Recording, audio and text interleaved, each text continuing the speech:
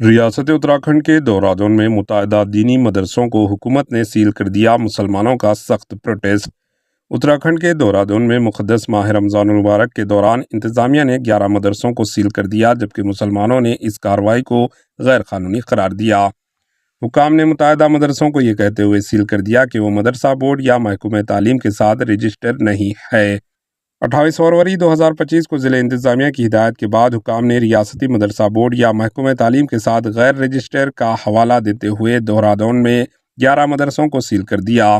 Dehradun magistrate ساون بنسل نے کہا کہ صدر دہرادون تحصیل میں 16 مدرسوں سے غیر رجسٹر اور 8 مدرسے رجسٹر ہیں۔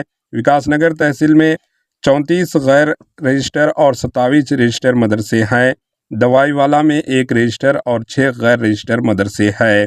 وکاس نگر تحصیل کے سب ڈسٹرکٹ مجسٹریٹ ونود کمار کے مطابق 13 مارچ 2025 سے اب تک 9 مدرسوں کو سیل کر دیا گیا ہے۔ دیگر 2 ادارے دوائی والا اور صدر میں موجود ہیں، جنہیں سیل کیا گیا۔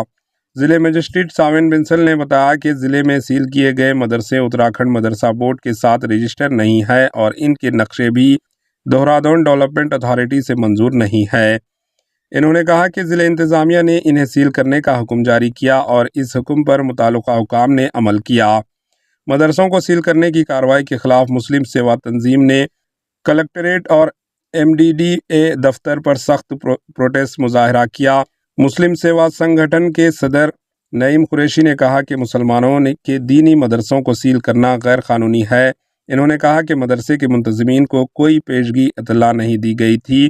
ریاست کے مسلمانوں نے بھی حکومت کے رویے کے خلاف سخت اعتراض جتایا۔